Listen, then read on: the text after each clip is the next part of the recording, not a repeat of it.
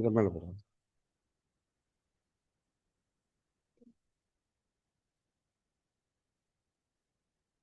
வாழ்க வையகம், வாழ்க வையகம், வாழ்க வளமுடன்.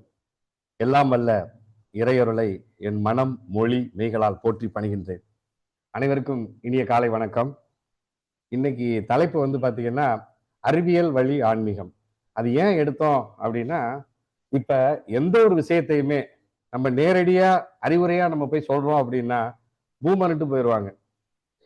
பசங்களுக்கு நீங்க சொல்றது இந்த அடுத்த தலைமுறைக்கு, இளைய தலைமுறைக்கு இது கடத்துறது அப்படின்னா கண்டிப்பா நீங்க அறிவியல் இல்லாம நீங்க சொல்ல முடியாது, சொல்லவும் கூடாது. இன்னும் சொல்ல போனா வேதாத்ரி மகரிஷியத்தை, வேதாத்திரியம் அப்படின்னாலே சயின்ஸ் ஆஃப் லிவிங் அப்படின்னு தான் சொல்றாங்க. வேதாத்ரி சயின்ஸ் ஆஃப் லிவிங் தான்.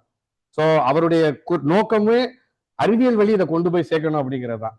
அப்ப முதல்ல அறிவியல்னா என்ன, ஆன்மீகம்னா என்ன, அறிவியலுக்கும் ஆன்மீகத்துக்கும் என்ன ஒரு ஒப்புமை இருக்கு, வேதாத்திரியம் என்ன சொல்லுது, அறிவியலோட எப்படி ஒத்து போகுது அப்படிங்கிறத சொல்லிட்டு நம்ம அதை பத்தி சிந்திச்சுட்டு அதுக்கப்புறம் நம்ம இந்த சொல்லுவாங்கல்ல உள் இடஒதுக்கீடு அப்படின்னு, அது மாதிரி என்னுடைய சிந்தனை உரையில ஒரு உள் இடஒதுக்கீடா இந்த பாட்டையும் வெளியிடுறதுக்கு அனுமதி வழங்கின கொடுத்த முத்தையா அவர்களுக்கு இனிய மனமார்ந்த நன்றி. அதையும் பார்க்கலாம். சரி, இப்ப சயின்ஸ் என்ன சொல்லுது? சயின்ஸ் வந்து எல்லாத்தையுமே வந்து ப்ரூஃப் கேக்குது. சரிங்களா? இப்ப அறிவியல்னா நம்ம என்ன சொல்றோம், விஞ்ஞானம். இதை வந்து மெய்ஞானம்னு சொல்றோம். ரெண்டுலையுமே பாருங்களேன், ரெண்டுலையுமே என்ன இருக்கு பொதுவான வார்த்தை, ஞானம், விஸ்டம். சரிங்களா? விஞ்ஞானம் அப்படிங்கறத உள்ள போய் பார்த்தா விண் கூட்டல் ஞானம். நம்மளும் அதானே பண்ணிட்டு இருக்கோம், விண்ணத்தானே ஆராய்ச்சி பண்ணிட்டு இருக்கோம். அதை மெய்ஞானம்னு சொல்றோம். மெய்யினா உண்மை. சரிங்களா? சோ அப்ப ரெண்டுமே ப்ரூஃப் கேக்குது. இதுல அறிவுக்கும் ஞானத்துக்கும் இன்னும் ஒரு சின்ன உள்ள போய் பார்ப்போம். அறிவுனா அறிதல், ஞானம்னா உணர்தல். அதனாலதான் டெம்பிள் ஆஃப் கான்சியஸ்னஸ் வச்சிருக்கோம். உணர்தல். அது வந்து அறிவு திருக்கோவில் அப்படின்னு நம்ம தமிழ்ல சொன்னாலும் கான்சியஸ்னஸோட அர்த்தம் உணர்தல் தான். உணர்வு திருக்கோயில் தான் அது. சரிங்களா? அப்ப ரெண்டுக்குள்ள இன்னும் வித்தியாசத்தை எப்படி இன்னும் பார்க்கலாம் அப்படின்னா, ஒரு பழம் இருக்கு. வாழைப்பழம் என்ன சுவை? இனிப்பு. மாம்பழம் இனிப்பு. பலாப்பழம், ஆனா எல்லாமே இனிப்பு. இந்த இனிப்புன்னு சொல்றதுனால இது வந்து சரியா வந்துருமா? ஒரு எல்லா பழமும் மாதிரிதான் இருக்கா, இனிக்குதா? இன்னொன்னுக்கு ஒரு வித்தியாசம் இருக்குல்ல. அதை எப்படி நீங்க சொல்ல முடியும்? தெரியாத ஒரு பழம், மலேசியால கிடைக்கிற ஒரு பழம்னு சொல்றேன், துரியன் பழமா, அந்த பழத்தை எப்படி இருக்குன்னு யாராவது கேட்டா நீங்க என்ன சொல்ல முடியும்? சீதாப்பழம் மாதிரி இருக்கும், ஆனா சீதாப்பழம் இல்ல. இந்த வார்த்தைகளால ஒரு குறிப்பிட்ட உயரம் வரைக்கும் தான் போக முடியும். ஊமையால தெரியாத ஒரு விஷயத்த நம்ம தெரியப்படுத்துறதுக்காக நம்ம ஊமையை பயன்படுத்துறோம் தமிழ்ல. அது பக்கத்துலதான் போக முடியுமே தவிர, ஆனா அதை உணர முடியாது. உணரணும்னா நம்ம தான் உணரணும். இதுதான் அந்த அறிவியலுக்கும் மெய்ஞானத்துக்கும் உள்ள ஒரு வித்தியாசம்.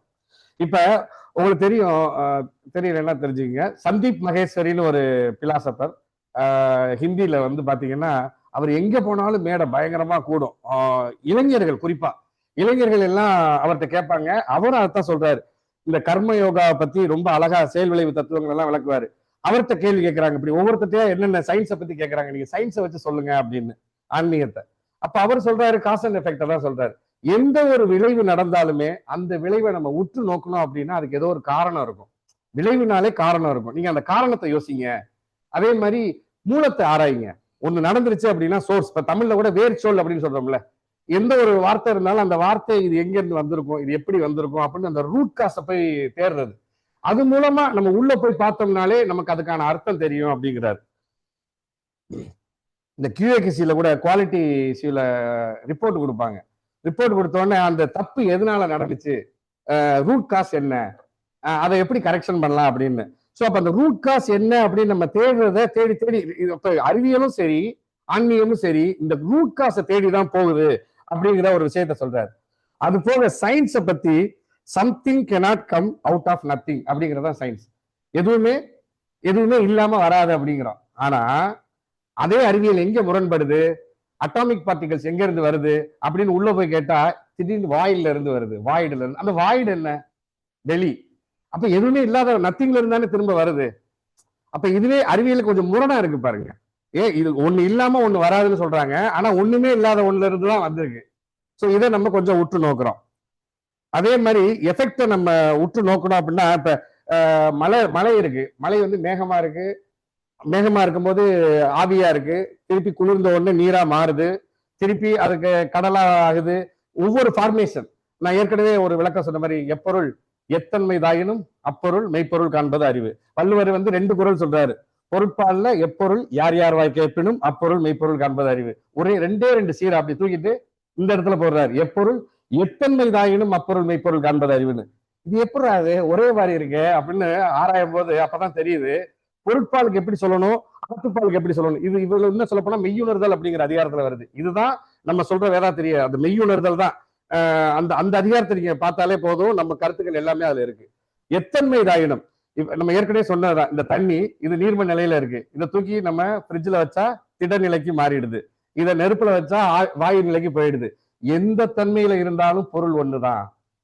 எப்பொருள் எத்தன்மைதாயினும் அப்பொருளில் உள்ள மெய்ப்பொருளை, அது என்ன மெய்ப்பொருள் அப்படிங்கிறத நீங்க உற்று நோக்கணும் அப்படிங்கிறத அவர் சொல்ல வர்றது. அடுத்து சுவாமி முக்தானந்தா அப்படிங்கிறது அவரும் ஒரு பாப்புலரான ஆளு தான். அவர்கிட்டையும் கேட்கிறாங்க இது அறிவியலுக்கும் இதுக்கும் என்ன சொல்லுங்கன்னு. அவர்கிட்ட வாதம்லாம் நிறைய வந்திருக்கு. அவர் வந்து இந்த கடவுள் இருக்காருங்கிறத உங்களால ப்ரூவ் பண்ண முடியுமா அப்படின்னு கேட்டப்ப, கடவுள் இல்லைங்கிறத உங்களால ப்ரூவ் பண்ண முடியுமா, நீங்க பண்ணுங்க அப்படின்னு இருக்காரு. இது எல்லாமே ப்ரூஃப் தான் எல்லாரும் கேட்கிறாங்க.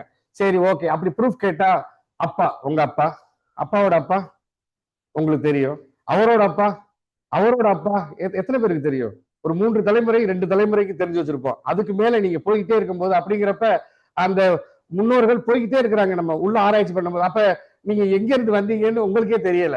நம்மளாலேயே ப்ரூவ் பண்ண முடியல எங்க இருந்து வந்தோம், யாரு நம்ம ஒரு 10 தலைமுறை தாண்டி 20 தலைமுறை தாண்டி போய் கேட்க முடியுமா? கிடையாது. அப்ப எல்லாத்துக்கும் ப்ரூஃப் கேட்டா எப்படி கொடுக்க முடியும்? நம்ம ஆராய்ச்சி தான் பண்ணணும். இதை வந்து நமக்குள்ள போட்டு ஆராய்ச்சி பண்ணும் போதுதான் நம்ம முன்னோர்கள் யாரு அப்படின்னு இருக்கும்போது சொல்லுவாங்கல்ல, குரங்குல இருந்து வந்தோம், அங்க நம்ம போய் நிப்போம், நம்ம முன்னோர்கள் வந்து குரங்கு பரம்பரா அப்படிதான் நம்ம சொல்லணும். அடுத்து வந்து அவரும் அதான் சொல்றாரு. இப்ப இதை எப்படி எங்களால புரிஞ்சுக்க முடியலையே அப்படின்னா, இல்லாத ஒன்றுல இருந்து வந்ததை எப்படி புரிஞ்சுக்கிறது? இப்ப நம்ம கண்ணு வந்து எத்தனை கோடி செல்களால் ஆனது, எத்தனை நியூட்ரான், எத்தனை அதுல அந்த இந்த கேமரா, இந்த கண்ணுல உள்ள கேமரா வந்து அது மெகா பிக்சல்ல நீங்க எடுத்தீங்கன்னா எத்தனையோ மெகா பிக்சல் வருதான். ஸோ இந்த கண்ணு எங்க இருந்து வந்தது? ஒரு உயிர் அமீபால இருந்து, அமீபா ஒரு செல் அமீபால நீங்க எடுத்துட்டீங்கன்னா அதுல அந்த கண்ணு இல்லை, தாவரத்துல அந்த கண்ணு இல்லை, அடுத்ததுல கண்ணு இல்லை. ஆனா பரிணாம வளர்ச்சியில அந்த கண்ணு வருது. அப்ப இல்லாத ஒண்ணுல இருந்து, அறிவியல் படியே நம்ம போவோம், இல்லாத ஒண்ணுல இருந்து இவ்வளவு விஷயங்கள் இருக்கிற கண்ணு வருது. அப்ப இதை நம்ம இப்படித்தானே நம்ம உணர முடியும் இதை ஆராய்ச்சி பண்ணி. அதே மாதிரி ஓசோ சொல்றாரு, தியானம் என்பது மத சடங்கு அல்ல, உங்களை நீங்களே தெரிந்து கொள்ள உதவும் அறிவியல் முறை அப்படிங்கிறார். ஸோ மெடிடேஷன் அப்படிங்கிறது ஏதோ சும்மா உட்காந்து பண்றதுனால அது வந்து ஒரு சடங்கா நம்ம நினைச்சுக்க தேவையில்லை, அதுவும் சயின்ஸ் தான் அப்படிங்கிறாங்க.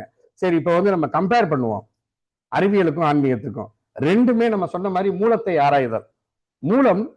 மூலம்னா என்ன? சோர்ஸ். சில கோட்பாடுகளை வச்சிருக்காங்க அறிவியல்ல, பிக் பேங் தியரி, இந்த மாதிரி திடீர் வெடிப்பு அப்படின்னு. ஆன்மீகம் என்ன சொல்லுது? அதேதான், சுத்த வெளியில இருந்து அழுத்தம் எனும் உந்தாற்றல், அழுத்தம் எனும் ஒரு பிரஷர்ல இருந்து தான் வந்தது அப்படிங்கிறத நம்மளும் அதுதான் நம்ம சொல்றோம். விளைவு ரெண்டுக்கு பொதுவானது, ரெண்டுமே விளைவை பத்தி பேசுது. அறிவியல் சொல்லுது ஒவ்வொரு வினைக்கும் சமமான எதிர்வினை உண்டுன்னு. இங்கேயே அதான் சொல்றோம், முற்பகல் செய்யின் பிற்பகல் விளையும், ஊழ்வினை பொறுத்து வந்து ஊட்டும், கர்ம வினை நம்மளை விடாது. அப்ப எல்லாத்துக்கும் ஒரு விளைவு இருக்கு அப்படிங்கிறத சொல்றோம். ரெண்டுலயுமே எல்லை இல்லாத தன்மையை ரெண்டுமே ஒத்துக்குது. இந்த பிரபஞ்சத்துக்கு போய்கிட்டே இருக்கிறீங்க, எதுதான் எண்டு? நீங்க இதுதான் ஒரு எண்டுன்னு சொன்னா அப்ப அந்த எண்டுக்கு அப்புறம் என்ன இருக்கு அப்படின்னு நம்ம யோசிக்கிறது அறிவியல். அதே மாதிரிதான் மனசுலயும் நம்ம வந்து இதை வந்து எப்படி நீங்க இது பண்ண முடியும்? மனசை தவிர ஒரு கண்டுபிடிப்பை வச்சு நீங்க பண்ணீங்க அப்படின்னா, அறிவியல் கண்டுபிடிப்பை வச்சு அதுக்கு ஒரு எல்லை இருக்கு. அது டெலஸ்கோப்ல வச்சு பாக்குறோம் அப்படின்னா ஒரு எல்லை தான், அந்த எல்லைக்கு மேல போக முடியாது. ஆனா நம்ம மனசால துரியாதீத தவத்துல எங்கெங்க நம்ம போயிட்டு வந்துடுறோம். ஸோ மனசால நம்ம வந்து அதையும் நம்ம உணர முடியும். அதே மாதிரி ரெண்டுமே ஒத்துக்கிறது சூனியத்தை பத்தி. இப்ப சயின்ஸுக்கு வந்து என்ன பொதுவானது அப்படின்னா ஜீரோ வந்து மேத்தமெட்டிக்ஸ்ல நம்ம கண்டுபிடிச்சிருக்கோம். அந்த ஜீரோவுக்கு வேல்யூ இருக்கா? இல்ல. ஆனா ஜீரோ இல்லாம சயின்ஸோ மேக்ஸோ இல்ல. அதே மாதிரிதான் மகரிஷி ஒரு கவிதையில கூட இது வாழ்க்கை மலர்ல நேற்று நான் பார்த்தேன், பூஜ்ஜியம் பூஜ்ஜியர் யாருன்னு. கண்ணதாசன் சொல்றாருல, பூஜ்ஜியத்துக்குள்ளே ராஜ்யம் கொண்டு புரியாமல் இருப்பான் ஒருவன், அவனை புரிந்து கொண்டால் அவன் தான் இறைவன். அப்ப அந்த சூனியவாதத்தை தான் நிறைய தத்துவங்கள் பேசுது, சூனியவாதம். ரெண்டுமே அறிவியல்ல எப்படி ஜீரோங்கிற ஒரு நம்பர் இருக்கோ அதை கரெக்டா ஒருத்தன் புரிஞ்சுக்கிட்டானா அவன் பூஜ்ஜியர் அப்படிங்கிறார் மகரிஷி. அடுத்து நம்பிக்கை. அறிவியல் என்ன சொல்லுது? எதையுமே தெளிந்து ஆராய்ச்சி பண்ணி தெளிந்த பின் நம்புவது அறிவியல். ஆனா நம்ம நம்பி தெளிவது ஆன்மீகம். ஏன்னா முதல்ல முன்னோர்கள் சொல்றாங்க, அம்மா அப்பா சொல்றாங்க, அதை நம்ம நம்புறோம். அது உண்மையா அப்படின்னு பின்னாடி தெளிகிறோம். நம்பி தெளிவது ஆன்மீகம், தெளிந்த பின் நம்புவது அறிவியல். கொள்கை கோட்பாடு ரெண்டுலயுமே இருக்கு. தேற்றம், விதி, ஆராய்ச்சி, நிரூபணம், இந்த மாதிரி போன அறிவியல். இங்கேயும் அதே மாதிரி தத்துவம், விதி, ஆராய்ச்சி, நிரூபணம் ரெண்டுலயுமே சேர்ச் இருக்கு. நம்ம ஆராய்ச்சி பண்ணிட்டே இருக்கோம். இங்க வந்து நம்ம என்ன சொல்றோம், மெடிக்கல் பிராக்டிஸ் பண்றேன்னு சொல்லுவாங்க. நான் கடைசி வரைக்கும் டாக்டர் தான் சொல்லுவாரு, நான் பிராக்டிஸ் பண்ணிட்டு இருக்கேன், மெடிக்கல் பிராக்டிஸ் பண்றேன்னு. நம்ம என்ன பண்றோம், ஸ்பிரிச்சுவல் பிராக்டிஸ் பண்ணிட்டு இருக்கோம். இதுக்கு வந்து முடிச்சிட்டோம்னு சொல்ல முடியாது, ஸ்பிரிச்சுவல் பிராக்டிஸ் தான், ஆராய்ச்சி பண்ணிட்டே தான் இருக்கிறோம். அடுத்து வந்து பாத்தீங்கன்னா தெளிவு. அவங்க வந்து என்ன, எல்லாமே அணுக்களால் ஆனது, அதுதான் ஆரம்பம்னு சொல்றாங்க. நம்மளும் அதான் சொல்றோம். தத்துவமசி, அதாவது துவைதம் அப்படின்னா அத்வைதம், சாரி துவைதம்னா ரெண்டு, தோனா ரெண்டு, துவைதம். அத்வைதம்னா அதுக்கு முன்னாடி போட்டீங்கன்னா ரெண்டல்ல ஒன்று, எல்லாமே ஒன்று, பார்ப்பது எல்லாம் ஒன்றே, தூணிலும் இருப்பான் துரும்பிலும் இருப்பான்னா எல்லாமே ஒண்ணுங்கிற அந்த தத்துவம் தான். எல்லா பொருளும் அணுக்களால் ஆனது அப்படிங்கிற தத்துவம். அடுத்து முடிவு. அவங்க அறிவியல்ல வந்து இதுதான் அறிதலோட நிறுத்திடுது. ஆனா நம்ம உணர்தல், கான்சியஸ்னஸ் நம்ம உள்ள கொண்டு வரோம். அடுத்து வேதாத்திரியத்தை போய் பார்ப்போம். இங்கே வந்து என்ன சொல்றாங்க, அறிவியல்ல அணு, எலக்ட்ரான், புரோட்டான், நியூட்ரான், குவார்க்ஸ் அப்படின்னு அவங்க கடைசியில என்ன பேர் வச்சாங்க, 2009 வாக்குல தான் வச்சாங்க, காட் பார்ட்டிகல்ஸ்னு. நம்ம மகரிஷி 75 டைம்லயே வந்து இறை துகள் அப்படிங்கிற வார்த்தையை பயன்படுத்துறாங்க. பேர் கூட எப்படி ஒத்து போகுது, இறை துகள், காட் பார்ட்டிகல்ஸ். அந்த ஒப்புமையை கூட பாருங்க. அதத்தான் அப்ப அணு வந்து விண் துகள்களின் கூட்டு அப்படின்னு சொல்லிட்டு மகரிஷி சொல்றாங்க வேதாத்திரியம். அப்ப வேதாத்திரியமும் அறிவியலை தான் பேசுது. அடுத்து பெருவெடிப்பு, அழுத்தம் அப்படின்னு அறிவியல் சொன்னா தன்னிருக்க சூழ்ந்தழுத்தும் ஆற்றல் அப்படின்னு மகரிஷி சொல்றாப்புல. அடுத்து ஒன்னுல இருந்து ஓரறிவுல இருந்து 6 அறிவு வரைக்கும் எவாலுவேஷனை பத்தி பரிணாம வளர்ச்சியை பத்தி பேசுறாங்க. நம்ம வந்து தன்மாற்றம், செல்ஃப் டிரான்ஸ்பர்மேஷன் அப்படிங்கிறாங்க. இதெல்லாம் நீங்க வந்து அகத்தாய்வு பயிற்சியில நம்ம பார்த்துருக்கோம். அதனால இதுல நம்ம உள்ள போல, வேணுங்கிறவங்க அந்த வகுப்புலதான் புதுசா உள்ளவங்க அதை பார்த்துக்க போகணும். அடுத்து வந்து இப்ப இன்னைக்கு நம்ம பார்த்தோம் இல்லையா, 5 எலமெண்ட்ஸ். சயின்ஸ் என்ன சொல்லுது, எல்கேஜி யூகேஜி எல்லாம் எடுத்தோடனே 5 எலமெண்ட்ஸை பத்தி இப்ப கத்துக் கொடுக்குறாங்க. 5 எலமெண்ட்ஸ், நீர், நிலம், நெருப்பு, காற்று, அதோட சொல்லிட்டு பிளானட்ஸை பத்தி பேசுறாங்க. ஆனா நம்ம அதை அப்படி பேசுறதோட நிறுத்திக்கல, அதுக்கு விளக்கம் கொடுத்து அதை நம்ம வந்து மனதளவுல அதோட நம்ம இணக்கமா உருவாகிறதுக்கு பஞ்சேந்திரிய பஞ்சபூத நவக்கிரக தவம் கொடுத்து நம்மள உள்ள போ சொல்றாரு. அதே மாதிரி 5 சென்ஸை பத்தி பேசுறதோட நிறுத்திக்கிறாங்க அவங்க. 5 உணர்வுகளை பத்தி, தொடுதல், சுவைத்தல், பார்த்தல், அந்த மாதிரி. ஆனா இங்க வந்து அந்த 5 இந்திரியங்களோடையும் பழகிறதுக்கு பஞ்சேந்திரிய தவம் கொடுத்திருக்காரு. சோ அறிவியலை வந்து ஜஸ்ட் அறிதலோட நிறுத்திடாம உணர்தல் நிலைக்கு எடுத்துட்டு போறாரு மகரிஷி. அப்புறம் பாத்தீங்கன்னா ஸ்பேஸ், ரெண்டுமே ஸ்பேஸை பத்தி தான் பேசுது. நம்ம ஸ்பேஸ்ல என்ன தவம் பண்றோம், துரியாதீத தவம், 9 மைய தவம், இதெல்லாமே நம்ம ஸ்பேஸோட கனெக்ட் பண்றோம். அவங்க ஸ்பேஸோட பேசுறதோட நிறுத்திட்டு டெலஸ்கோப்போட பாக்குறதோட நிறுத்திடுறாங்க. நம்ம வந்து கனெக்ட் பண்றோம், அதுக்கு மகரிஷி கொடுத்துருக்காங்க. அடுத்து வந்து ஆமா, பாடி ப்ராப்ளம், செல்ஃப் ப்ராப்ளம். இப்ப எல்லாருக்கும் பாத்தீங்கன்னா மூட்டு வலி, முதுகு வலி, அந்த வலி, இந்த வலி. நம்ம பாருங்க, 35 வயசுல 30 வயசு ஒரு பையன், நல்ல ஜிம்னாஸ்டிக் எல்லாம் பண்ண பையன், செர்பியன் பையன். கூட நீங்க வீடியோ எல்லாம் பார்த்துட்டு தான் தெரியும்.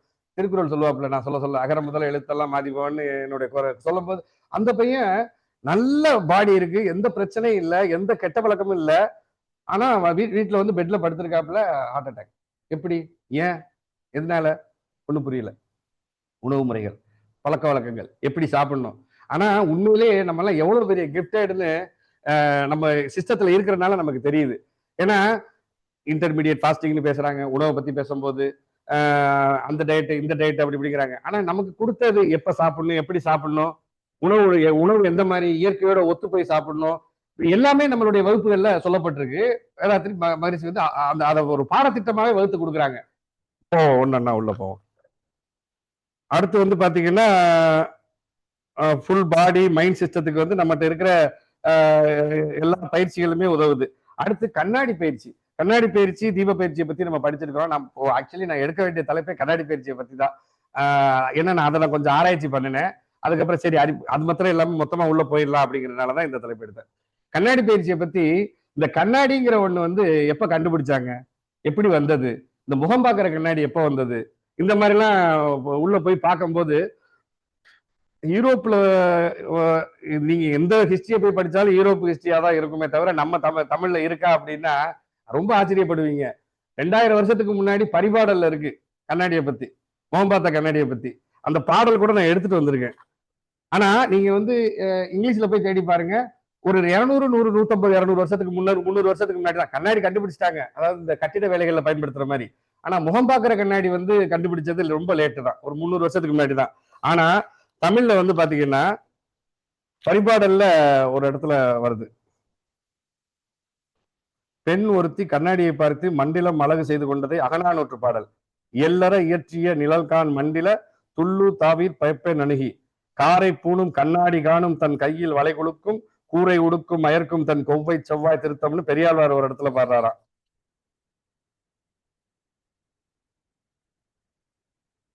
அந்த இருக்கு பாருங்க இந்த போட்டோவோட. இது வந்து அகழ்வாராய்ச்சியில எல்லாம் வந்து எடுத்திருக்காங்க. இது இது இந்த வாச நறு நெய் ஆடி வான் துவல்கள் மாசர கண்ணாடி வயக்கி வண்ணமும் தேசும் ஒளியும் திகழ நோக்கி பரிபாடல். கிட்டத்தட்ட 2000க்கு முன்னாடி, 2000 சங்க இலக்கிய 2000 முன்னாடி உள்ள பாடல் இது. இந்த பாட்டுல கண்ணாடியை பத்தி சொல்லியிருக்காங்க. ஆனா நீங்க மிரர்னு போயிட்டு எங்க வேணாலும் போய் தேடி பாருங்க, நான் தேடி பார்த்தேன் கிடைக்கல. அப்ப இந்த கண்ணாடி பயிற்சி ஏன் கொடுக்கணும் மகரிஷி? அவர் ஏன் அதை வந்து டெஸ்ட் பண்ணி பார்க்கணும்? அவர் பாக்குறாரு இந்த பிரபஞ்ச சக்தியை, இந்த ஆற்றலை. நீங்க ரொம்ப சோர்வா இருக்கும் போது கண்ணாடி பயிற்சி பண்ணும்போது நமக்கு ஒரு தெம்பு கிடைக்குது. அதே மாதிரி இந்த மாதிரி பேசுறதுக்கு முன்னாடி மற்ற பயிற்சிகள் நம்ம கொடுக்கறதுக்கு முன்னாடி கண்ணாடி பயிற்சி செஞ்சுட்டு வரும்போது அந்த இது கிடைக்குது. அப்ப தனக்குள்ளே அவர் உடம்புல போட்டு 25 வருஷமா ஒவ்வொரு எக்ஸசைஸையும் உடம்புல போட்டு டெஸ்ட் பண்ணிட்டு இதெல்லாம் சரிதான் அப்படிங்கிறத ப்ரூஃப் ஆனதுக்கு அப்புறம் தான் அவர் நமக்கு கொடுக்குறாரு. சரிங்களா? இப்ப நம்ம எத்தனை பேரை பாக்குறோம்? நான் ஏற்கனவே சொன்ன மாதிரி என்னுடைய ஒரு 44 45 வயசு ஒருத்தர் இருக்காரு. நான் கேட்டேன், என்னங்க நீங்க எப்பயுமே தனியா இருக்க வேண்டிய ஏன் ஒரு ஆளை இல்ல, என்னால வந்து திடீர்னு என்னுடைய இடுப்புக்கு கீழே வந்து ஃப்ரோசன் ஆயிடுது, என்னால எந்திரிச்சு கதவை கூட திறக்க முடியல. ஒரு தடவை ஒருத்தர் வந்து கதவை தட்டுறாரு, என்னால எந்திரிச்சு திறக்க முடியல, கதவை உரைச்சுதான் என்னை கூப்பிட்டாங்க. இவ்வளவுக்கு அவருக்கு வயசு வெறும் 44 45 தான்.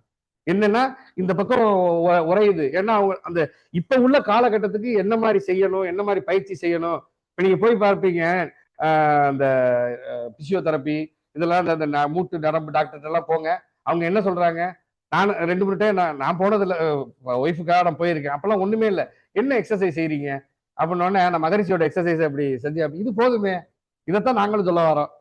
எல்லா டாக்டருமே நீங்க என்ன எக்ஸசைஸ் பண்ணுவீங்க நம்மகிட்ட கேட்கறாங்க. நீங்க செஞ்சு காமிங்க, அவங்ககிட்ட சொல்லுங்க, இது போதுங்க, நீங்க பண்றதே கரெக்ட் தான், இதை நீங்க டெய்லி பண்ணுங்க, ரெகுலரா பண்ணுங்க அப்படிங்கிறாங்க.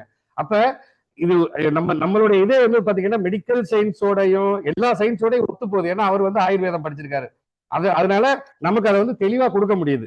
இது போக உங்களுக்கு தெரியும், நம்ம ஒரு கிளாஸ் ஒன்று கொடுத்துருக்கோம். இந்த வெண்டைக்காயை வச்சு 2018 ஆலியார் போகும்போது ராமையா இருந்தாங்க. அந்த போட்டோ கூட சமீபத்துல நான் அனுப்பியிருந்தேன். அவர் வந்திருந்தாங்க. அப்ப போகும்போது பாத்தீங்கன்னா வெண்டைக்காயை வச்சு நம்ம இதுல மன்றத்துல பண்ணாங்க. ஆனா அதுக்கப்புறம் அது என்னாச்சுன்னு நான் கேட்கல. கேட்டிருந்தா இருந்தா சொல்லுங்க சார், அப்டேட் கொடுங்க. என்னை 3 தடவை வந்து அமெரிக்காவுக்கு அனுப்புனாங்களாம். அமெரிக்கன்ஸ் வந்து ஏதோ காரணம் சொல்லி ஒத்துக்கல அப்படின்னு. இந்த பாருங்க, வெண்டைக்காய் செடிக்கு வாழ்த்து சொல்றது. அந்த வாழ்த்து சொல்ற செடிகள், வாழ்த்து சொல்லாத செடிகள் சொல்லிட்டு 3 வருஷமா தொடர்ந்து ஆராய்ச்சி பண்ணி அனுப்பியிருக்காங்க. இந்த வாழ்த்து சொல்ற செடிகளுக்கு வந்து பாத்தீங்கன்னா 60% ஈல்டு அதிகமா இருக்கு, இலை பெருசா இருக்கு, தண்டு நீளமா இருக்கு, இப்படி இருந்திருக்கு. நம்ம வந்து மறுபடியும் நம்ம ஆராய்ச்சி பண்ணணும்ல, நம்ம என்ன பண்ணலாம், இதெல்லாம் உண்மையா, சரி நான் பண்ணுவோமே அப்படின்னு சொல்லிட்டு நான் என்ன பண்ணேன், முளைக்கட்டுற பயிரை வச்சு 3 இடத்துல வச்சு 3 விதமா பண்ணி பண்ணினேன். இது என்னோட இதை நான் வந்து அமேசான் கிண்டல்ல நான் போட்டிருக்கேன், புக்காவும் போட்டிருக்கேன். இதுல வந்து இது முழுசா ஆராய்ச்சி பண்ணது. அப்ப நம்மளே பண்ணி பாக்குறோம்ல, நம்மளும் கூட பண்ணி பார்க்கலாம். இது வந்து ரொம்ப ஒன்றும் செலவே கிடையாது. ரொம்ப ஒரு பாசி பேரு 3 தப்பா வச்சு பண்ண போறோம். அப்போ ஒண்ணுல வந்து ஐ லவ் யூ, இன்னொன்னுல ஐ ஹேட் யூ, இன்னொன்னு வந்து எதுவுமே சொல்றது இல்லை.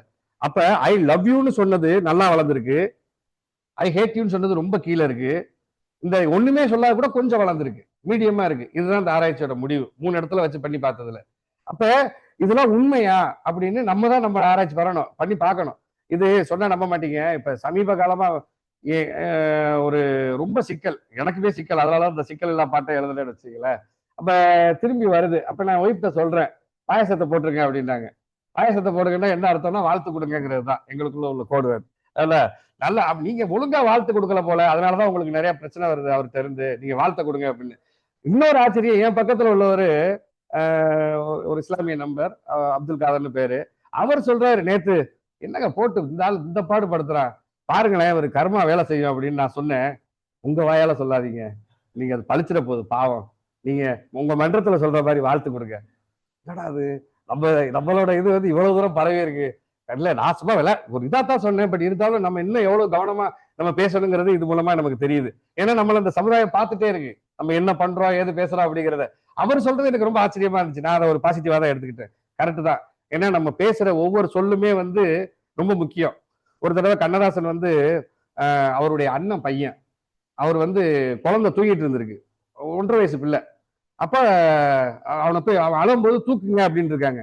அவர் உடனே கவிதை எழுதுறாரு, தூங்காதே அவன் அப்படியே தூங்கட்டும், அவன் இன்னும் என்னென்னதை பார்க்க இருக்கிறானோ, பெருசா வந்தா இந்த பிரச்சனையை பார்ப்பான், இன்னும் கொஞ்சம் பெருசா வந்தா அந்த பிரச்சனையை பார்ப்பான், இப்பதான் தூங்குறதுக்கான நேரம் கிடைக்குது, அவன் தூங்கட்டும் விடு அப்படின்னு. அந்த பையன் இறந்துட்டான் ஒரு வாரத்துல. அப்ப அதுக்கு மறுதளிச்சு அவர் இன்னொரு கவிதை எழுதுறாரு, ஐயோ நான் அறம்பாடி விட்டேனோ அப்படின்னு. கடவுளே நம்பாதவங்க கூட சில இந்த அறச்சொல்கள் பயன்படுத்துறதுல ரொம்ப கவனமா இருப்பாங்க. வைரமுத்து வந்து ஒரு பாடல் வந்து பொட்டிலிருந்தேன் பூவிலிருந்தேன் ஏதோ ஒரு பாட்டு எழுதிட்டாரு. அந்த பாடலை பாடின அந்த லேடி பாடகி, அவங்க கணவர் இறந்துட்டார். அதுல இருந்து அவர் அவச்சொல் எழுத மாட்டார். நான் கூட இப்ப இட்லி தோசைன்னு சொல்லிட்டு ஒரு கானா பாட்டு ஒன்று அடுத்து வரப்போகுது. ஏற்கனவே இந்த இடியாப்பம் பாட்டு நல்ல ஹிட் ஆச்சு சார். அதுக்கப்புறம் இட்லிக்கும் தோசைக்கும் ஒரு ஒரு போட்டி வைக்கிற மாதிரி ஒரு பாட்டு எழுதுனேன். அப்ப கடைசியில ஒரு வார்த்தை வரும்போது ஒரு ஒரு ஒரு சரியா வரல, ஏய்வு தொடை சரியா அமையல. அப்ப வந்து அதை நான் வந்து மாத்தி நல்ல உணவை திங்கலைன்னா போட்டுடுவா மாலைங்கிற மாதிரி ஒரு வார்த்தை ஒன்று எழுதுனேன். அவர் வந்து சார் இது கொஞ்சம் நல்லா போகுது ஜாலியா, ஏன் நீங்க வந்து அந்த போட்டுடுவா மாலை அப்படின்னு சொல்றீங்க? நான் அப்ப வந்து ரொம்ப வேலையில இருந்துட்டு இருக்கிறேன், எனக்கு இங்க இருந்து போன் வருது, நான் எப்பயுமே வந்து இதை நான் தவிர்க்க மாட்டேன். ஏன்னா இவர் வந்து ஈஸிலி அக்சசிபிளா இருக்காருன்னு தெரிஞ்சாதான் நம்மளை தொடர்பு கொள்வாங்க, இல்லைன்னா வேற ஆளை பார்த்துட்டு போயிடுவாங்க. அதனால நான் இதுக்கு கேப்பை விட்டுட்டு எப்படியா போய் பேசிட்டு வந்துடுவேன். ஒரு பக்கம் லேபரேட்டரியில டெஸ்ட் நடந்துட்டு இருக்கு, நான் உடனே 5 நிமிஷத்துல வரேன் சார். அட இருக்கட்டுங்க, அப்படி சொன்னாதாங்க புரியும், இல்லைன்னா கண்டதை சாப்பிட்டு வீணா போயிடுவாங்க, நீ இருக்கட்டும் அப்படின்னு. அப்புறம் உடனே அவருக்கு ஏதோ ஒருத்தர் எனக்கு பிசி டைரக்டர் கூப்பிடுறாரு. அவர் கூப்பிட்டு, ஏன் நல்லா எழுதிருக்கீங்க பாட்டு, அந்த ஒரு வார்த்தையை மாத்தினாதான் என்ன. உடனே நான் அதை வந்து பாசிட்டிவா மாத்தினேன். அப்ப என்னன்னா எல்லாருக்குமே தெரியுது எந்த சொல் சொல்லணும் எந்த சொல் சொல்லக்கூடாதுன்னு. ஆனா நம்ம குடும்பங்கள்ல என்ன மாதிரி சொல்லலாம் சொல்றோம், சர்வசாதாரணமா கொன்றுவேன், உருப்படாம போயிருவேன். ஆனா சில பேர் சில குடும்பங்கள்ல அந்த மாதிரி இல்லை. ஈவன் என்னுடைய நண்பர் ஒருத்தர், அவங்க மனைவி எல்லாம் குழந்தை எல்லாம் மாறி மாறி வருவான், நம்ம அங்க போவோம் அவங்க இங்க வருவாங்கல்ல. அப்ப என் வீட்டுக்காரமா எருமை அப்படின்னு ஏதோ சொல்லியிருப்பாங்க போல, எருமை தான். அதை வந்து அக்கா நீங்க வந்து அடுத்த முறை அந்த எருமைங்கிற வார்த்தையெல்லாம் சொல்லாதீங்க, என் பையங்க எல்லாம் இப்ப எருமைன்னு பேசுறாங்க. என்னடா எருமை கெட்ட வார்த்தையா, நம்மளாம் என்னடமோ பேசுறாங்க. அப்ப என்னன்னா நம்ம பயன்படுத்துற சொல் எண்ணம் செயல் எல்லாமே ஒரு கனெக்டிவிட்டி இருக்குங்கிறனால அந்த எண்ண அலைகளுக்காக சொல்ல வரேன். எண்ண அலைகள் நம்மகிட்ட இருந்து போறத நம்ம நல்லபடியா நம்ம பரப்பணும். ஏன்னா இது எல்லாமே அறிவியல் சார்ந்ததுதான். ஏற்கனவே நம்ம சொன்னதுதான். இது 2வது முறை நான் மறுபடியும் சொல்றேன். இந்த பாருங்க, 9 சென்டர் மெடிடேஷனை ஆராய்ச்சி பண்ணின கட்டுரை. இது இதுல வெளியிட்டது, ஜோர்னல்ல வெளியிட்டதுதான். அது என்ன பண்ணியிருக்காங்க, இந்த ஆராய்ச்சி கட்டுரை இருக்கு, நான் வேணா பிடிஎஃப் நான் அனுப்பி விடுறேன். இதை ஃபுல்லா நீங்க பாத்தீங்கன்னா தெரியும்.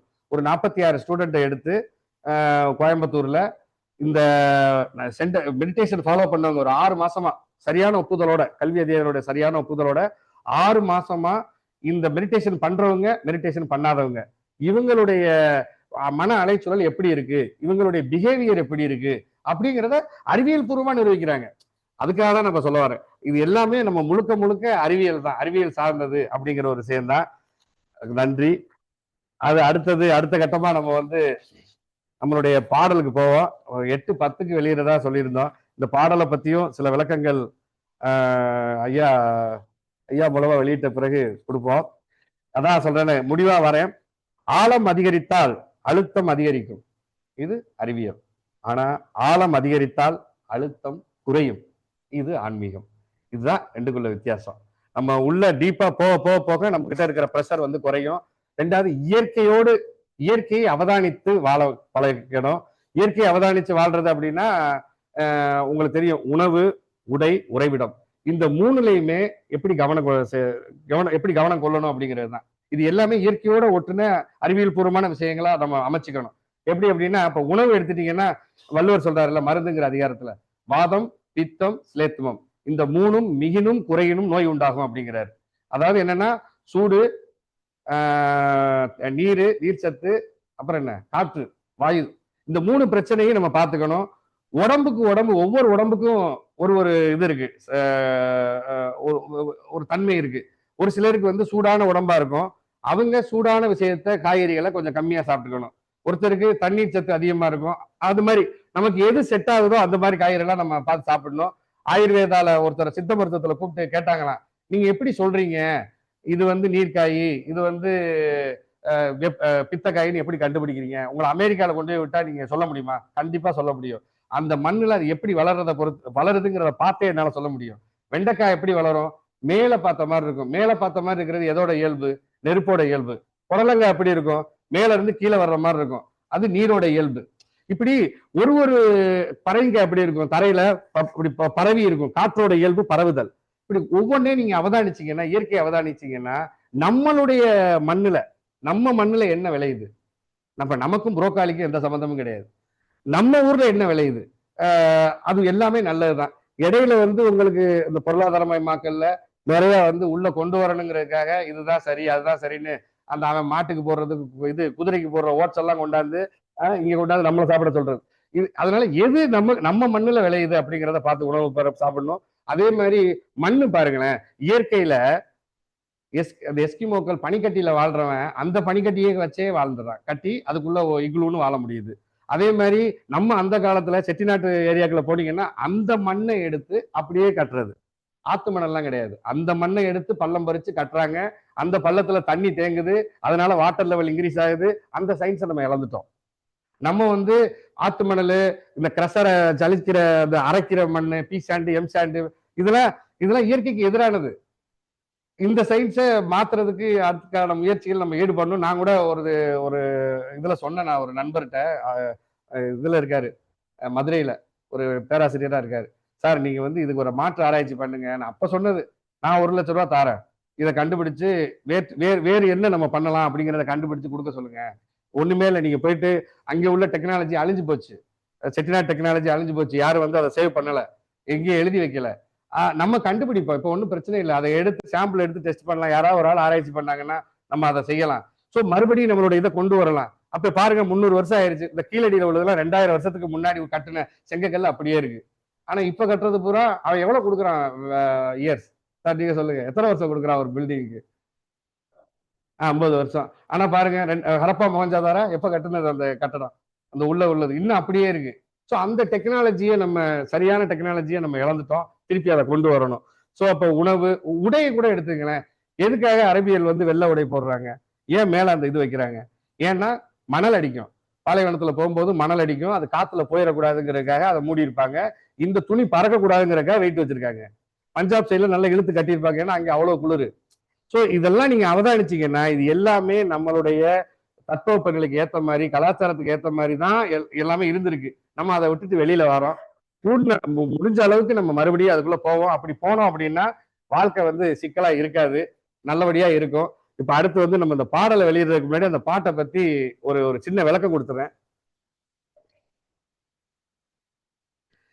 அது என்ன அப்படின்னா, இப்ப யாரை பார்த்தாலும் problem problem, tension tension, pressure அப்படின்னு பேசுறாங்க. சரி, இதுக்கு தீர்வு தான் என்ன அப்படின்னு ஒரு கேள்வி நம்ம கேட்டோம் அப்படின்னா, இந்த பாடல் அதுக்கான விளக்கத்தை கொடுக்குது. சிக்கல் இல்லாத மனுஷன் இங்க யாருமே இல்லை, எல்லாருமே சிக்கலோட தான் இருக்கிறாங்க அப்படின்னு சொல்லிட்டு பல்லவி அமைச்சிருக்கேன். உள்ள போகும்போது நம்ம அகத்தாய்வு பயிற்சி அப்படியே, எண்ணம் போல் ஆராய்தல், ஆசையை சீரமைத்தல், சினம் தவிர்த்தல், கவலை ஒழித்தல், நான் யார், இந்த அஞ்சையும் முதல் சரணத்துல வந்துருது. அடுத்து 2வது சரணத்துல நீங்க வந்து பாத்தீங்கன்னா, எதுக்காக தியானம் பழகணும், எதுக்காக தியானம் பழக சொல்றாங்க, எத்தனையோ தியானம் இருக்கு, எந்த தியானம் சரி. இந்த இடத்துல நான் வந்து பொதுவாக தான் எழுதியிருக்கேன். எது ஒண்ணு படிப்படியா படியேற்றுதோ எல்லா தியானமும் சரிதான் அப்படின்னு. அறம் செய்ய விரும்பணும்னு ஏன் சொன்னாங்க? ஏன்னா அறம் வேறு தெய்வம் வேறு இல்லை. மௌனத்தால் விளைவது என்ன சுருங்க சொல்லுங்க, சேர்த்து வச்ச குப்பையெல்லாம் நீங்கும் பாருங்க. இது என்ன அப்படின்னா, ஆரம்ப காலத்துல விவேகானந்தர் வந்து தன்னுடைய குருவை பத்தி எங்கேயுமே பேசல. இதை வந்து கேட்கிறாங்க. அவர் எல்லா பக்கமும் போறாரு அமெரிக்கால. நீங்க வந்து எந்த இடத்துலயுமே ராமகிருஷ்ணரை பத்தி உங்க குருநாதரை பத்தி பேசவே இல்லையே அப்படின்னு. அப்ப அவர் சொல்றாரு, இவங்கெல்லாம் வந்து ஊறி போனவங்க இந்த கலாச்சாரத்துல. இப்படி ஒரு குருன்னு ஒண்ணு இருக்கு, இப்படி ஒரு கான்செப்ட் இருக்கு நான் சொன்னேன் அப்படின்னா இவங்களுக்கு அது புரியாது. அத நான் நடந்துக்கிற செய்கை மூலமா என்னைய பார்த்து என் குருநாதரை தேடணும் அப்படிங்கிற ஒரு ஒரு கருத்து இருக்கு. அது மாதிரி நம்ம வந்து மகரிஷின்னு சொல்றது இல்ல. அந்த மகரிஷியோட கருத்தை நம்ம இதுல எதுவுமே நான் எந்த இடத்துலயும் போடல. நான் மகரிஷிங்கிற வார்த்தையை போடல. இது வந்து இளைஞர்களை இழுக்கிறதுக்கான ஒரு முயற்சி. இப்படிலாம் இருக்கு, இப்படி உள்ள வாங்க, யார்த்தையாவது போய் சேர்ந்துராதா அப்படிங்கிற ஒரு ஒரு ஆசை, அவ்வளவுதான். அப்படின்னு சொல்லிட்டு ஐயா இந்த பாடலை வெளியிடுமாறு தாழ்மையுடன் வேண்டி விரும்பி கேட்டுக்கொள்கிறேன்.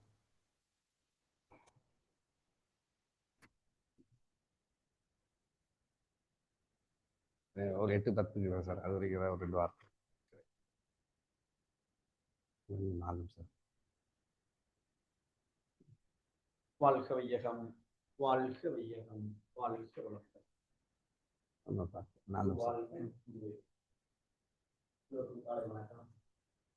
ஒரு அருமையான தலைப்புல இன்னைக்கு நிறைய விஷயங்களை கம்பேர் பண்ணிட்டு இருந்தார். அறிவியல், ஆன்மீகம், பர்டிகுலரா இன்னைக்கு இருக்கிற சமுதாயத்துக்கு இது எவ்வளவு முக்கியம் அப்படிங்கிறது நமக்கு நல்லாவே தெரியுது. பல நேரங்கள்ல நம்மளால அந்த ஆன்சர் நம்ம குழந்தைகள் கேட்கும் பொழுது அதுக்கு உண்டான பதில் நம்மளால சொல்ல முடியும். வந்து நாங்க எல்லாம் வீட்டுல வெளியே உட்கார்ந்து சாப்பிட போறோம். என் பொண்ணு சாம்பார் எடுத்து வைக்கிறா, சுட சுட. 3 வயசு பேரன் அப்படி போய் டக்குன்னு அப்படி கவுத்து போறான். டேய் தொற்றாதரா, சாமி எல்லாம் பார்த்துட்டான், ரிப்பேர் இருக்காரு கேட்கிறான். 3 வயசு தான் ஆகுது. நம்ம என்ன பதில சொல்றது அவங்கள்ட்ட? நமக்கு அந்த இடத்துல நீங்க எப்படி வச்சாலும் தெரியாது, அவனுக்கு திருப்தியா நம்ம பதில் சொல்லவே முடியாது, கஷ்டம். ஆனா அவன் மனசுல வந்து கொஞ்சம் ஒரு ஒரு அதுக்கு உண்டான காரணம் போக சொல்லலாம் அப்படின்னு நம்ம ஏதோ ஒண்ணு சொன்னாதான் அவன் வருங்காலத்துல நம்புவோம். இல்ல அப்படி முஜூர்களை வச்சுக்கிட்டு எல்லாருக்கும் இருக்காருனால இது எதுவுமே நம்ப முடியாது. அம்மா அப்பா சொல்றது இவங்க அறிவு அவ்வளவுதான், அவன் ஒரு முடிவுக்கு வந்துருவான். இன்னைக்கு ரொம்ப அற்புதமாக பல விஷயங்களை நாம எப்படி இந்த அறிவியல் மூலமாக நாம இந்த ஆன்மீகத்தை எடுத்துட்டு போகணும், அதை வரக்கூடிய ஜெனரேஷனுக்கு அப்படிங்கிறத ரொம்ப அருமையா சொன்னாரு. ஏன்னா இதை வந்து நான் ரொம்ப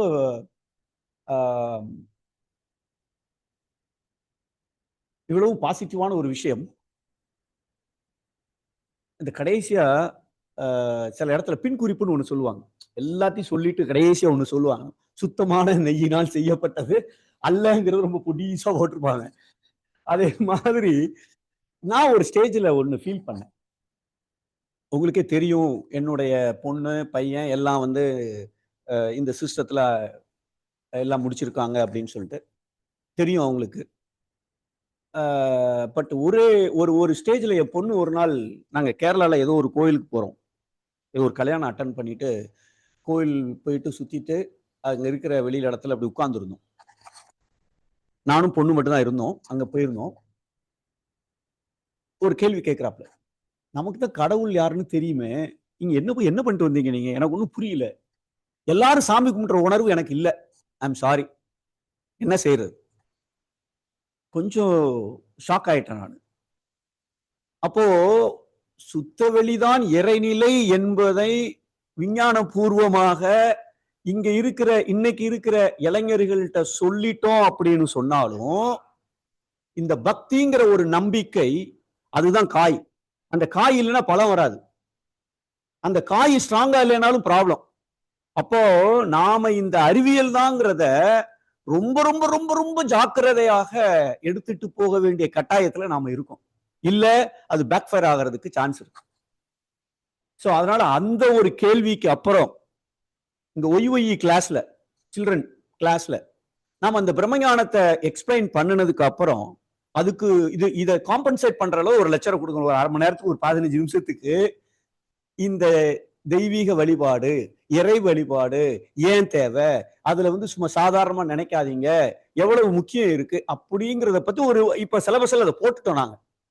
இல்லாட்டி நமக்கு தான் சிக்கல். ஸோ அதனால அறிவியல் என்பது இன்னைக்கு வந்து ஒரு அத்தியாவசியமான ஒன்று. டைம் இருக்கா சார்? அந்தாமா ரைட். ஸோ அதனால அதை இன்னைக்கு விஞ்ஞானமும் ரொம்ப வளர்ந்து கொண்டு இருக்கிறது. இதை முடிச்சுட்டு பேசலாம். வாழ்க வளமுடன். முதல்ல வெளியிடணும் அப்படின்னு சொல்லியிருக்காரு. அது முதல்ல என்ன சார் பண்ணணும்னு கேட்டேன் நாங்க வந்த உடனே.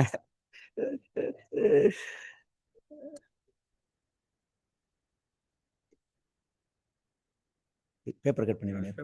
இப்படியா? ஷூரா. வாழ்க வளமுடன்.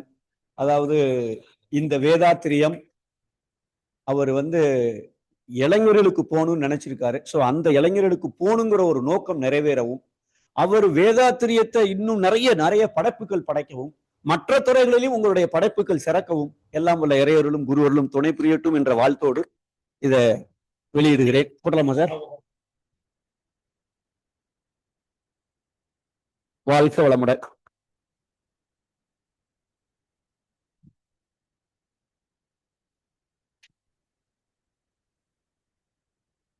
வாழ்க வளமுடன். வாழ்க வளமுடன். இந்த மியூசிக் போட்டவங்க அவங்களாம் எங்க இருக்காங்க? அவங்கள கூட்டு வந்திருக்கலாமே. ரொம்ப சந்தோஷம்.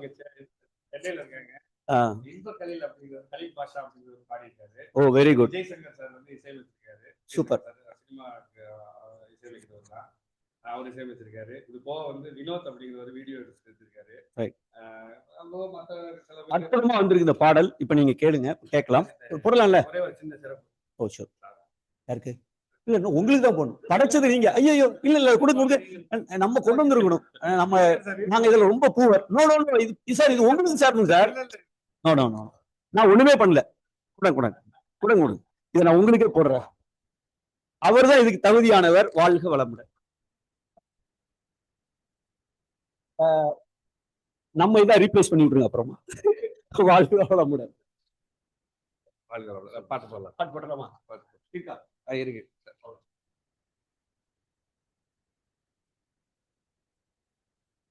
இது ஏதோ ஒரு சினிமா பாட்டுல சேர்க்க முடியாது. சேர்த்துலாம் சார். அது நடக்கும். வாழ்க வளமுடன். ப்ளே பண்ணிடலாமா சார்?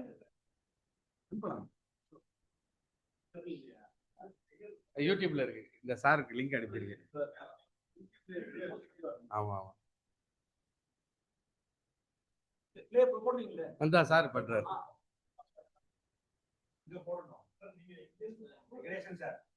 லேப்டாப்ல போட்டாதான் மக்களுக்கு தெரியும்.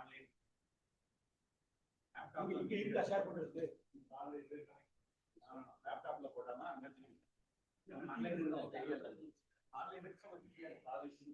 அது வரைக்கும் முதல்ல ஒரு வாழ்க வளமுடன் அப்படின்னு பாட்டு ஒண்ணு ரிலீஸ் பண்ணிருந்தோம். அப்ப பாத்தீங்கன்னா அது பதில் சொல்ற மாதிரி இருக்கும் நிறைய பேருக்கு. ஏன்னா அடிக்கடி இப்ப கூட எல்லாருமே கேட்டுட்டே இருக்கிறாங்க. போட்டாச்சு சார், யூடியூப்ல இருக்கு. நான் சாருக்கு லிங்க் அனுப்பியிருக்கேன். இல்லைன்னா கவிராகம்னு சர்ச் பண்ணுங்க சார். கவிராகம்.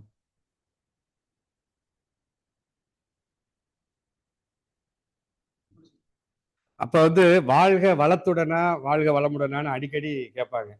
நான் யார் கேட்டாலும் இந்த பாட்டை கேளுங்க அப்படின்னு அந்த லிங்க் அனுப்பி விட்டுறது. இந்த அவங்க பாட்டை கேட்ட மாதிரியும் இருக்கும், நமக்கு ஒரு வியூ கூட்ட மாதிரியும் இருக்கும். என்ன, நமக்கு இதுக்கான பொருளும் கிடைச்ச மாதிரி இருக்கும்.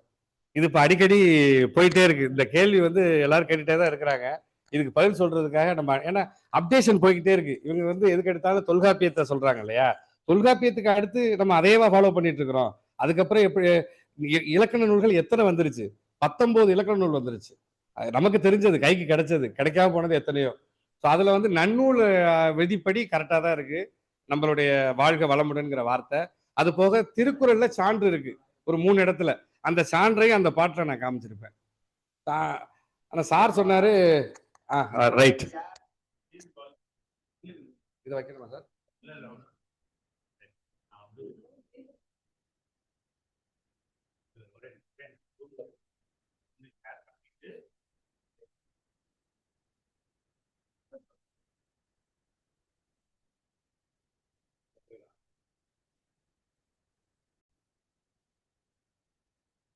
பார்த்தாலும் ப்ராப்ளம் டென்ஷன் ஸ்ட்ரெஸ் பிரஷர்னு வாழ்க்கையே சிக்கலா இருக்குன்றாங்க.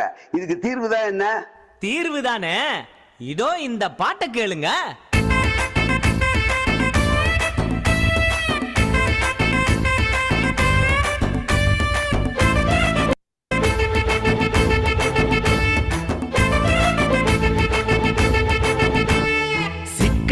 மனுஷன் இங்க யாருங்க? சிக்கல்னு புலம்புறத நிறுத்துங்க. சிக்கல்ல சிரிக்க கொஞ்சம் பழகுங்க. சிக்கல் சீக்கிரமே ஓடி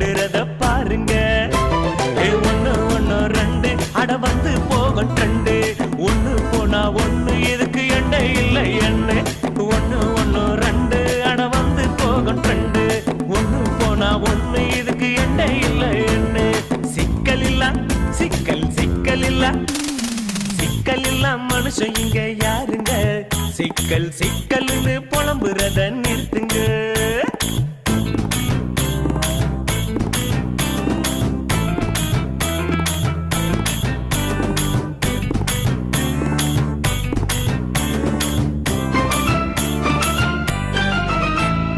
என்ன போல வாழ்க்கைன்னு ஏன் சொன்னாங்க, எண்ணம் என்ன செய்யும்னு கண்டு கொண்டாங்க. ஆசையத்தான் சீரமைக்க ஏன் சொன்னாங்க, முறையில்லாத ஆசையால தீங்கு வருதுங்க. கோபப்பட வேண்டாம்னு ஏன் சொன்னாங்க, உறவு கட்டு போகும்னு உதற சொன்னாங்க. கவலை ஒழிக்க வேணும்னு ஏன் சொன்னாங்க, உடல உயிரை பழிக்கும்னு களைய சொன்னாங்க. நான் யாரு நான் யாரு நான் யாருன்னு நமக்குள்ள போக சொன்னாங்க. போய் உண்மை என்ன உணர சொன்னாங்க. சிக்கல் இல்ல சிக்கல் சிக்கல் இல்ல சிக்கல் இல்ல மனுஷன் இங்க யாருங்க.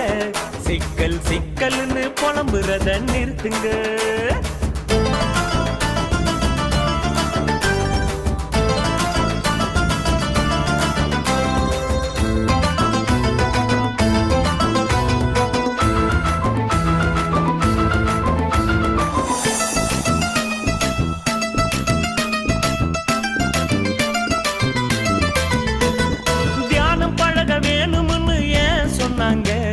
சிக்கல் எல்லாம் தீரும் வழிய கண்டு கொண்டாங்க.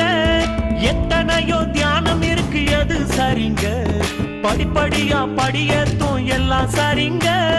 அறம் செய்ய விரும்பணும்னு ஏன் சொன்னாங்க, அறம் வேறு தெய்வம் வேறு இல்ல பாருங்க. மௌனத்தால விளைவதென்ன சுருங்க சொல்லுங்க, சேர்த்து வச்ச குப்பையெல்லாம் நீங்கும் பாருங்க. நான் யாரு நான் யாரு நான் யாருன்னு நமக்குள்ள போக சொன்னாங்க. போய் உண்மை என்ன உணர சொன்னாங்க. சிக்கல் இல்ல மனுஷன் இங்க யாருங்க. சிக்கல் சிக்கல்னு புலம்புறத நிறுத்துங்க. சிக்கல்ல சிரிக்க கொஞ்சம் பழகுங்க. சிக்கல் சீக்கிரமே ஓடுறத பாருங்க. ஒண்ணு ஒண்ணு ரெண்டு அட வந்து போகும் ட்ரெண்டு. ஒண்ணு போனா ஒண்ணு எதுக்கு எண்ணெய் இல்லை எண்ணெய். ஒண்ணு ஒண்ணு ரெண்டு அட வந்து போகும் ட்ரெண்டு. ஒண்ணு போனா ஒண்ணு எதுக்கு எண்ணெய் இல்லை எண்ணெய். சிக்கல் இல்ல சிக்கல் சிக்கல் இல்ல சிக்கல் இல்ல மனுஷன் இங்க யாருங்க. சிக்கல் சிக்கல்னு புலம்புறத நிறுத்துங்க.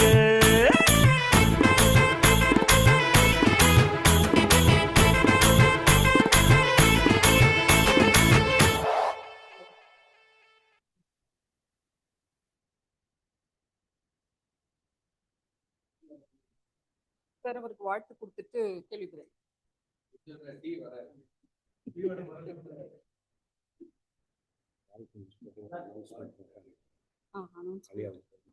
நீங்க சொல்லுங்க. வாழ்க வளமுடன். இன்று சிந்தனை உரையும் கொடுத்து